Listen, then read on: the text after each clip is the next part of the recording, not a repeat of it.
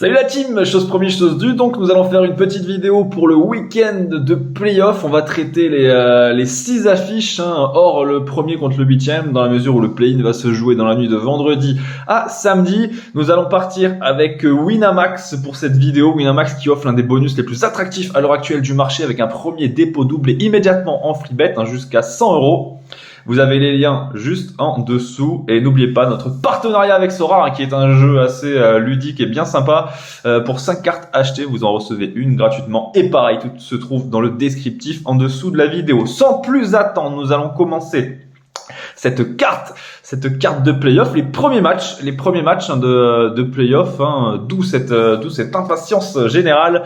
Nous allons débuter avec un Philadelphie-Brooklyn samedi 19h. Philadelphie-Brooklyn, cote à 1,24 pour Philadelphie, 3,90 pour Brooklyn. Philadelphie qui est montée en puissance au fil des semaines, surtout cette année 2023, Philly dégage une certaine forme de puissance, ce qui en fait le favori pour le titre, d'après Shaquille O'Neal, pour lui. Et Philadelphie, il est vrai que pourrait jouer un mauvais tour quand même dans cette conférence Est. Après, le seul problème, c'est quand on termine troisième, c'est que normalement, on va choper Boston en demi et on va choper Milwaukee en finale. C'est généralement le parcours qui est bien plus compliqué pour Philadelphie. Moi honnêtement j'y crois un tout petit peu, mais le seul problème c'est leur parcours qui va être démentiel jusqu'à la fin de la saison. Et Brooklyn, on le sait, ils sont un peu arrivés en playoff avec comme un cheveu sur la soupe, sans être méchant avec Brooklyn, mais sans Durant, sans Irving, j'allais dire sans Ben Simmons. Ben Simmons, on s'en fout, il sait plus, son niveau est quand même assez catastrophique, donc qu'il soit là ou non, ça ne changera rien. Par contre, il y a plus d'Irving, il y a plus de Durant, et on le sait, c'est une équipe. C'est bizarre parce qu'on pensait vraiment que la reconstruction allait être totale et que cette année ils allaient l'oublier, ils allaient passer rapidement à autre chose, tanker un peu au max et pourquoi pas prendre 11-12 comme place et récupérer un bon tour de draft. Et finalement ils l'ont pas fait, ils ont joué des coudes avec les meilleurs et ils ont terminé donc à la 6e place de la conférence Est, ce qui est un petit exploit, mine de rien, quand on regarde l'effectif. Moi je pense que ils ont de grandes chances de se faire torcher quand même pour leur premier match dans la Wells Fargo en plus center de Philly. Philly gagne de 8 ou plus à 1,78 pour ma part. Nous allons partir avec la deuxième affiche de la soirée, Boston-Atlanta. Dans le même temps, vous aurez un savoureux PSG Lens en Ligue 1. Mais là, on focus sur la NBA. Boston-Atlanta à 24, Boston 3,94, Atlanta. Des cotes à peu près similaires dans les mêmes eaux. Boston deuxième de conférence Est. On pensait cette équipe un peu diminuée en 2023, on va dire. Milwaukee leur est passé devant de manière violente, j'ai envie de vous dire. On pensait même plus trop à Boston comme favori à l'Est, et finalement c'est Boston qui a laissé la meilleure impression en fin de saison. Boston a sévèrement tapé Milwaukee, c'était un 139-99 dans la Fiserv Forum dans le Wisconsin. Ils ont envoyé un message clair et précis. Après, à voir ce que ça va donner en playoff. Là quand même ils se tapent Atlanta, c'est pas évident pour un premier tour. Atlanta, autant les deux premiers matchs dans le TD Garden, je vois largement Boston les prendre, mais quand ça va jouer en Géorgie, je pense ils vont en perdre un ou deux quand même. Ils vont perdre des forces là-bas, je pense, Boston, parce que Atlanta à la maison c'est du très solide et on l'a vu contre Miami. En plus, c'est une équipe qui est décomplexée en déplacement. Pour ma part, je vois quand même un match bien serré. J'étais parti sur l'under également pour Miami contre Atlanta. Là, Boston-Atlanta, l'under me paraît encore une fois bien fou avec moins de 231,5 points. Alors oui, le style de jeu d'Atlanta, c'est du run généralement. Ça va vite d'un camp à l'autre, ça tape, ça score, ça attend pas la fin de la possession, ça attend pas la fin des 24 secondes, mais en playoff, comme on l'a vu contre Miami, ils ont quand même adapté plus ou moins leur style de jeu, et je pense qu'ils vont l'adapter là encore, et que le moins de 231,5 points, vous allez voir, les défenses normalement, elles prennent largement le pas sur l'attaque, ça pourrait passer tous les jours. Troisième affiche de notre soirée NBA, Cleveland New York. Là on a clairement aussi une très belle affiche.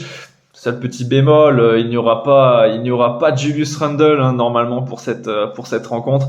La star des Knicks est toujours blessé, il devrait rater les premiers matchs, ce qui devrait compliquer la chose. Et je pense que dans l'état actuel des choses, Cleveland peut profiter d'un secteur intérieur un peu faiblard du côté de New York en l'absence de Julius Randle.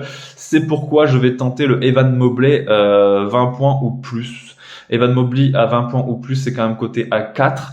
C'est un joueur qui met 16,3 points en moyenne quand même par rencontre. Je Je pense qu'il va être souvent trouvé dans le secteur intérieur et que lui est capable de sortir un très gros match. En tout cas, pour la grosse cote. Sinon, je serais parti sur Cleveland, bien entendu, tous les jours à la maison.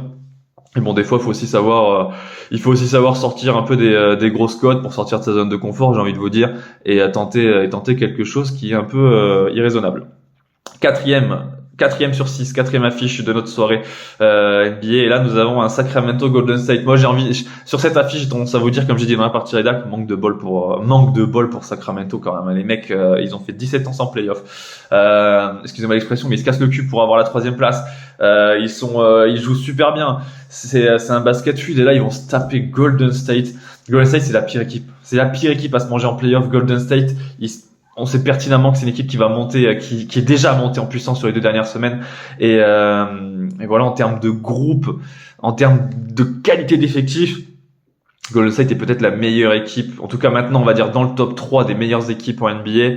En plus, on le sait, c'est une équipe qui a l'expérience. Elle a remporté 4 des 8 derniers titres NBA avec cette équipe. Ça va être chaud. Ça va être très très chaud pour Sacramento. Même si Golden State est nul en déplacement avec 26% de victoire cette année, je pense que les Warriors sont parfaitement capables de surprendre les Kings. Les Warriors, il faut bien dissocier ici les Warriors en saison régulière et les Warriors en playoff. Généralement, ça n'a rien à voir. Nous allons arriver sur la carte du dimanche soir, le match de 21h qui sera sur beIN Sport si je ne dis pas de bêtises. Nous avons un Memphis Lakers. Alors là, je vous avoue, sur un coup de tête, dans ma tête, je voulais partir sur les Lakers. Je me suis dit, bon, pourquoi pas les Lakers, honnêtement, ça joue bien, c'est chaud, 9 victoires, même si on compte le play-in lors des 11 derniers matchs. On a des Davis, des James qui répondent présents. On a surtout un mec comme D'Angelo Russell qui a apporté énormément, même si le dernier match, il le rate avec 2 points. On a Dennis Schroeder qui est chaud. Une franchise qui est en pleine confiance depuis la pause du All-Star Game. Mais après j'ai vite déchanté. Il y a juste une statistique moi qui m'a fait dire que Memphis devrait le prendre. C'est la statistique à la maison, le bilan à la maison des Memphis Grizzlies qui est de 35 victoires pour 6 défaites. 35 victoires pour 6 défaites. C'est plus de 88% de victoires à la maison.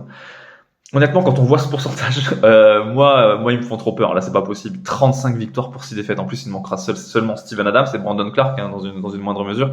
Honnêtement, c'est trop chaud. 35-6. Moi, je pense qu'on ne peut pas partir sur le contraire, d'autant plus que la cote était très belle. Elle était très belle hier à 1,70 dans le temps réglementaire. Là, elle a baissé à 1,67, 1,68. Mais elle reste quand même très très belle, la cote des Grizzlies de Memphis. Et on parle quand même du 2e contre du 7e, même si ça reste les Lakers de LA. Nous allons terminer avec un Phoenix Clippers. 1,32 pour Phoenix, 3,34 pour les Clippers. Bon, vous l'avez peut-être vu. Les Clippers seront privés de Paul George pour les premiers matchs de la série, donc ce qui devrait compliquer considérablement la tâche des Clippers de LA. Même si c'est une équipe qui garde un bel effectif avec les Jordan Powell, on sait que Russell Westbrook s'est parfaitement adapté au jeu des Clippers. Kawhi Leonard, bien entendu, sans oublier Nico Batum. Ça va quand même être un peu léger, je suis désolé. Kevin Durant n'a toujours pas perdu le moindre match avec les Suns de Phoenix. 8 matchs avec les Suns, 8 victoires.